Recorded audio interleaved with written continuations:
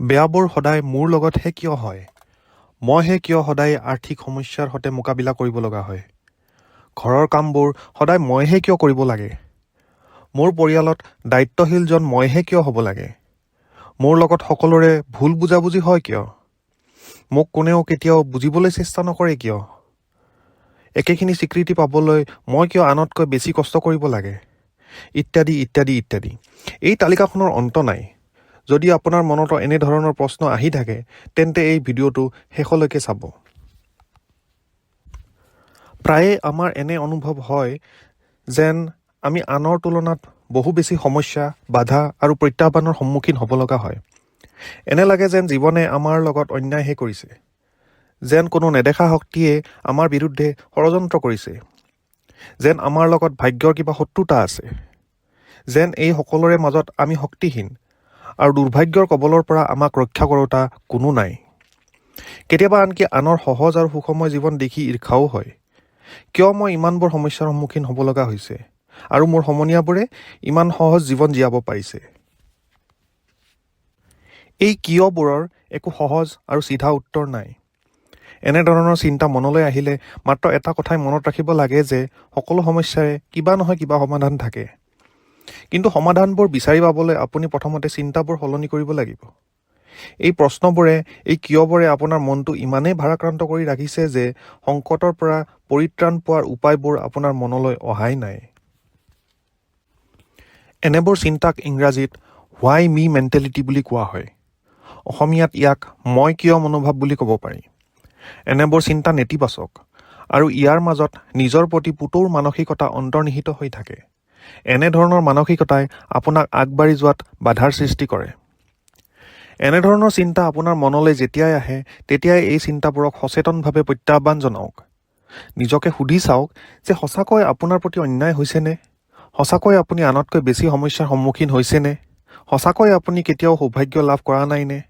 আৰম্ভণিতে হয়তো এনেবোৰ প্ৰশ্নৰ নেতিবাচক উত্তৰ পাব পাৰে, কিন্তু বাৰম্বাৰ কৰি থাকিলে লাহে লাহে দেখিব আপোনাৰ মনৰ মাজত ভাগ্যক দোহাই দি নিজৰ প্ৰতি পুতৌৰ ভাৱ পোষণ কৰা মানসিকতা নাইকিয়া হ'বলৈ ধৰিছে। কৃতজ্ঞ হ'বলৈ শিকক। কৃতজ্ঞতাই আপোনাৰ মনোযোগ সমস্যাবোৰৰ পৰা আঁতৰাই আনি জীৱনত কি কি বস্তু ভালে চলিছে তালৈ স্থানান্তৰিত কৰে। জীৱনৰ ইতিবাচক দিশবোৰ যিমানেই সৰু নহওক সেইবোৰ নিয়মিতভাৱে শলাগ ল'বলৈ শিকক। ই আপোনাৰ মানসিকতাক নতুনকৈ গঢ় দিয়াত সহায় কৰিব।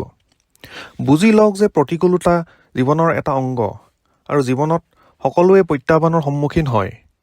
মই কিয় প্ৰশ্নটোক প্ৰতিহত কৰা বা তাৰ ওপৰত গুৰুত্ব দিয়াৰ পৰিৱৰ্তে প্ৰত্যাহ্বানসমূহ গ্ৰহণ কৰা আৰু স্থিতিস্থাপকতা গঢ়ি তোলাত মনোনিৱেশ কৰক। গ্ৰহণযোগ্যতাই আপোনাক সমাধান বিচাৰি উলিওৱা আৰু আগবাঢ়ি যোৱাত সহায় কৰিব।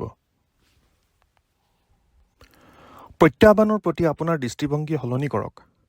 প্ৰত্যাহ্বানবোৰক বাধা হিচাপে চোৱাৰ পৰিৱৰ্তে বৃদ্ধি আৰু বিকাশৰ সুযোগ হিচাপে চাওক। অসুবিধাবোৰ অতিক্ৰম কৰাৰ শক্তি আৰু সামৰ্থ্য আপোনাৰ আছে বুলি বিশ্বাস কৰক। মই কিয় এনেধৰণৰ চিন্তাবোৰেৰে আপুনি নিজকে নিৰ্দোষী, পুতৌজনক আৰু সহজ সৰল বুলি সজোৱাৰ বিপৰীতে আন মানুহ আৰু পৰিস্থিতিবোৰক দোষী আৰু নিষ্ঠুৰ সজাইছে। এনে চিন্তাই আপোনাৰ মনত নিজৰ প্ৰতি দয়া, কৰুণা, সহমৰ্মিতা আদি আৱেগৰ জন্ম হোৱাৰ বিপৰীতে অন্যান্য মানুহৰ প্ৰতি এক অসন্তুষ্টি আৰু আক্ৰোশৰ মনোভাৱ সৃষ্টি কৰিছে। কিন্তু আপুনি মনত ৰখা উচিত যে চৌপাশৰ পৃথিৱীখন আৰু মানুহবোৰৰ প্ৰতি এনেধৰণৰ নেতিবাচক মানসিকতা পোষণ কৰাৰ ফলত ক্ষতি আপোনাৰেই হৈছে।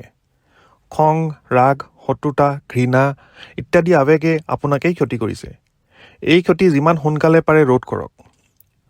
মই কিয় মানসিকতাৰ পৰা নিজৰ মনটোক ৰেহাই দি চৌপাশৰ পৃথিৱীখন আৰু মানুহবোৰৰ প্ৰতি বন্ধুত্বপূৰ্ণ মনোভাৱ পোষণ কৰক। লগতে নিজক ভাল পাবলৈ শিকক, নিজক পুতৌ কৰিবলৈ নহয়। আপোনাৰ মাজত বহুখিনি সম্ভাৱনা লুকাই আছে, কিন্তু সেইখিনি প্ৰকৃতাৰ্থত পাবলৈ আৰু জীৱনটো পৰিপূৰ্ণকৈ জীয়াবলৈ হ'লে আপুনি আপোনাৰ মনৰ পৰা নিজৰ প্ৰতি পুতৌৰ ভাৱ নাইকিয়া কৰিব লাগিব। আপুনি কাৰো পুতৌৰ যোগ্য নহয়, আনকি নিজৰো। নিজৰ প্ৰতি পুতৌৱে আপোনাক কোঙা কৰিছে। নিজৰ শক্তি সামৰ্থ্যৰ দ্বাৰা জীৱন জয় কৰাৰ ক্ষমতা আপোনাৰ আছে, কিন্তু তাৰ বাবে আপুনি মনৰ পৰা নিজৰ প্ৰতি পুতৌৰ মনোভাৱ নাইকিয়া কৰিব লাগিব আৰু নিজৰ শক্তি সামৰ্থ্যবোৰক কাৰ্যত প্ৰয়োগ কৰিব লাগিব। মনত ৰাখিব, নিজৰ মানসিকতা সলনি কৰিবলৈ অলপ সময় আৰু কষ্টৰ প্ৰয়োজন।